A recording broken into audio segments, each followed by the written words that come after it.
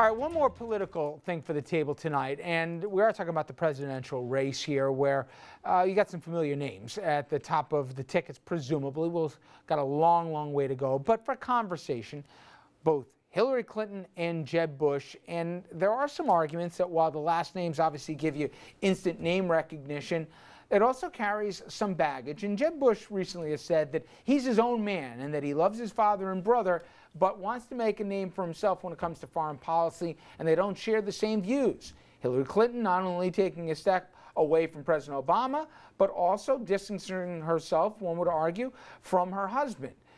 And analysts say that Clinton will have to distance himself from Bill when it comes down to everything from marijuana policy to immigration. Andrew, net, do you think they can extricate themselves, and do you think they're going to try really hard to? I don't think it's a fair comparison with the two of them, because Hillary is an established national figure.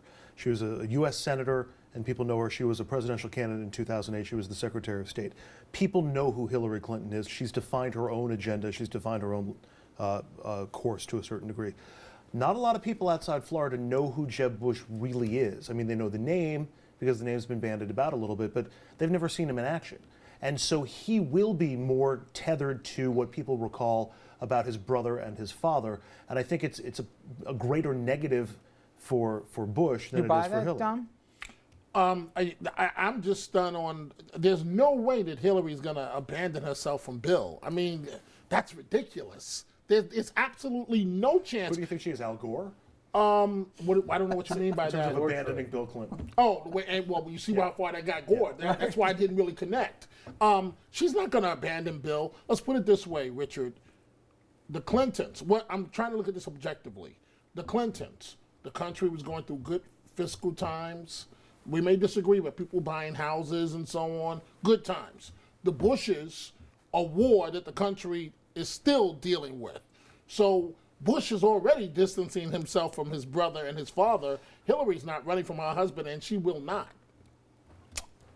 And you know what? Richard Brodsky's not going to chime in on this one because they're wrapping me up here. Yes. I want to mention that Bill O'Reilly shaved his beard. That's talk of the table. It's news. Yeah, Pay attention to what matters. He lost it in the My Farquhar 8-year-old daughter Highlands gave me War. thumbs down. You know, he looks like his younger brother He looks now. 10 years younger. Wow. Well, I'm back, baby. that's right. And on that, Can't deal with the news, can you? deep thoughts. Quick reminder, if you can't get enough of Andrew Brodsky and O'Reilly, and who can't, well, you can catch them every weekend on Newsbreakers here on FiOS 1 in the Hudson Valley. Well, guys, thank you all very much.